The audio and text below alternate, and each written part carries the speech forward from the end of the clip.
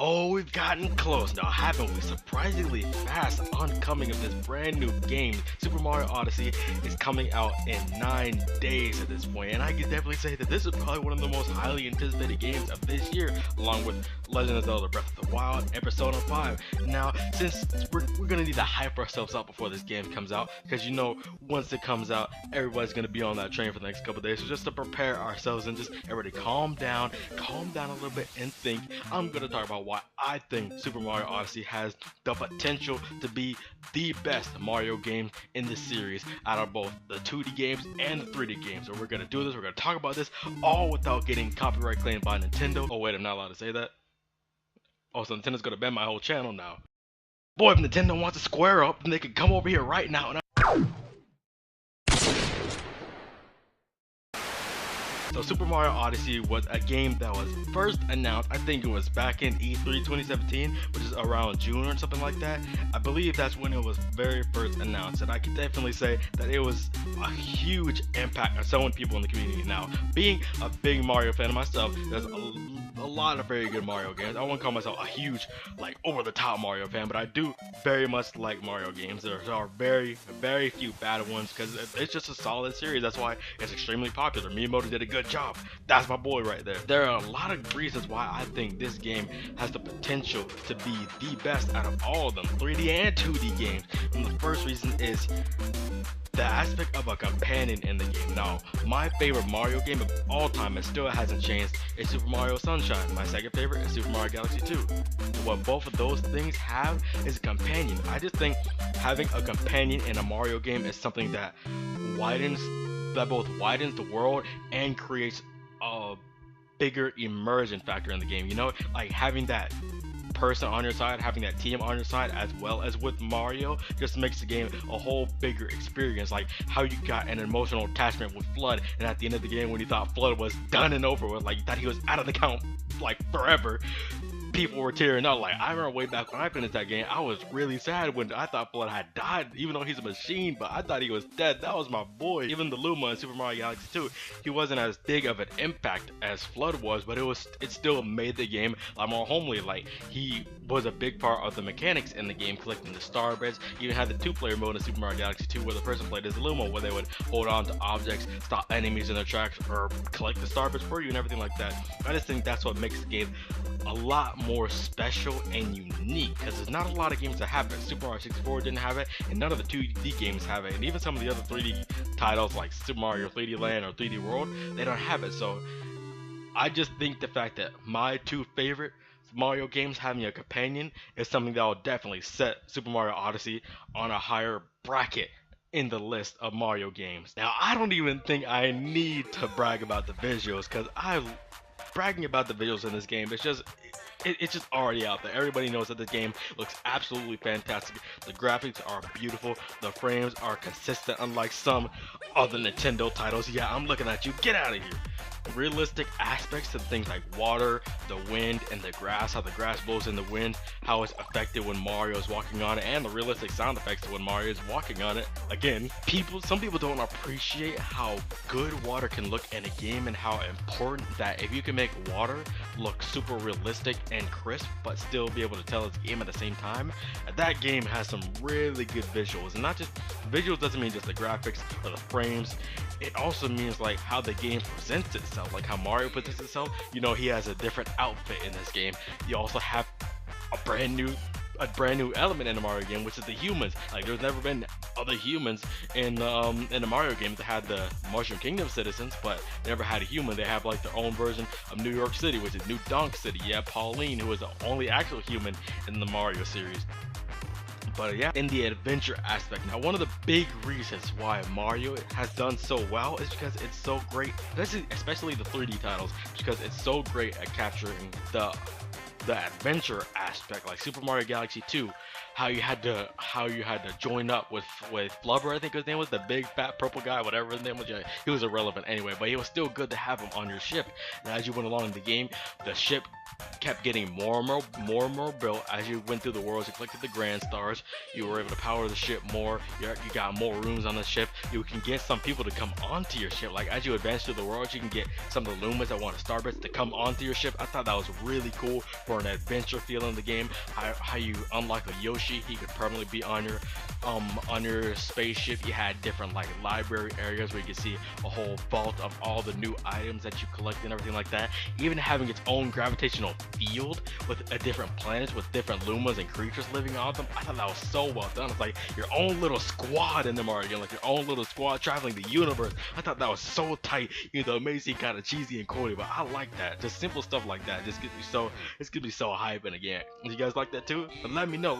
Put it in the comments. Leave a like. Hit that subscribe button. You want to see me talk about more stuff like this again.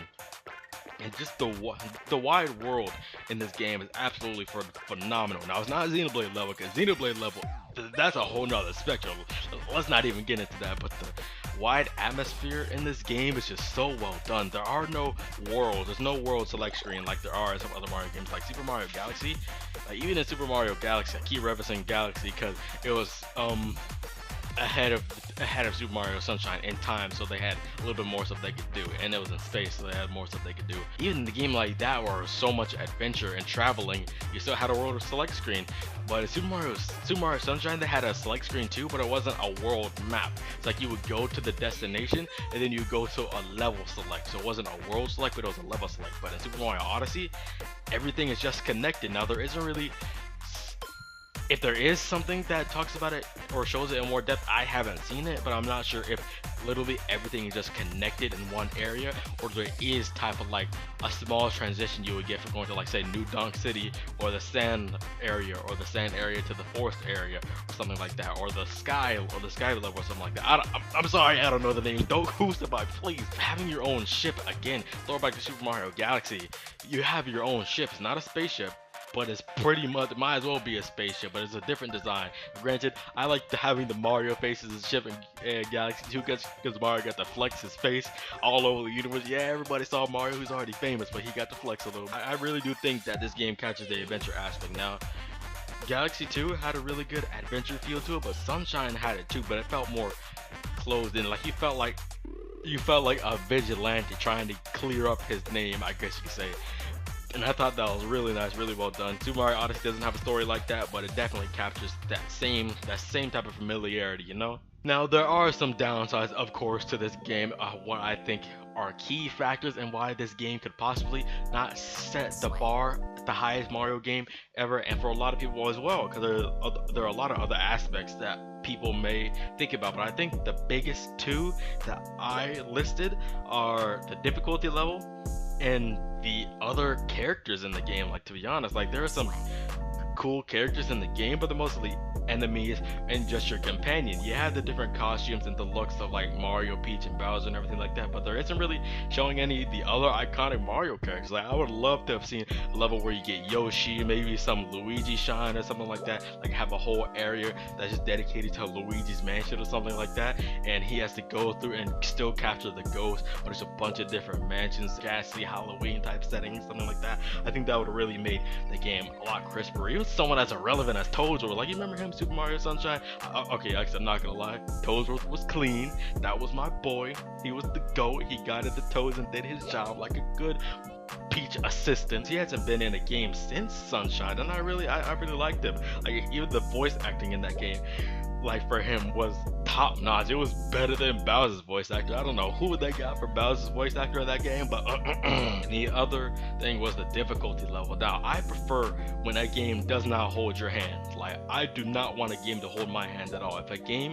I want a game to give me the instructions and to let me know how to play and everything like that, but I don't want the game to hold my hand, you know? One big downside to this generation, again, like the newer upcoming generation of gamers, is that people are so, I could just say, it's entitled to a game to hold your hand. The game doesn't hold your hand or like guide you all the way through, or if they have difficulty in the game, or even if they rage at a game, they take that game down in the like level of goodness that it is. But I think having a higher difficulty in the game, if a game can be so difficult to where I can get annoyed by how hard it is or even rage at it, I think the fact that the game was able to bring out those emotions is a great thing. Like I prefer a game that could bring out those other emotions out of me, like a lot of people wouldn't expect. Like like when people say, "Oh, it's just a game. Why you're raging?" No, if a game can bring out those elements to you, that is fantastic. Whereas some games, they're just so easy to where they don't bring out any emotion, they don't bring out any feeling, whether happy or sad, whether it's rage-inducing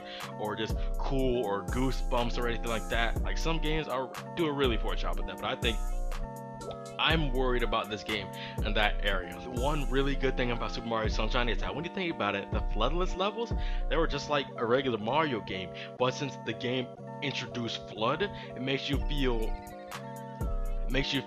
get accustomed to flood, like make you get used to being able to use this luxury of a machine that EGAD developed. But when they take that away, and when they design the level based off of wanting to make you fail because you don't have flood, it just makes you like, oh no, what am I gonna do? I don't have flood, so how am I supposed to play this? How am I supposed to be so safe? How am I supposed to actually be able to get this done? But in reality, it's just like other Mario games. But the fact that they can give you that mindset, they condition you to that mindset, is really, really solid. Miyamoto, once again, props to you, my man. Hey, that's gonna be it for this video. Actually, if you guys have any thoughts about Super Mario Odyssey, if you guys are hyped for it, whether you're worried about some things for it, or your favorite aspect of the game so far, and what you expect to see from it, then please leave it in the comments below. I want to hear your thoughts. Please tell me whether you want to shoot a tweet at me. By the way, follow me on Twitter, shameless plug. Yeah, y'all see how I converted that? Or you can leave a comment below. Make sure you hit the like button on this video if you want to see more content about Nintendo and other stuff like that, gameplays and everything like that.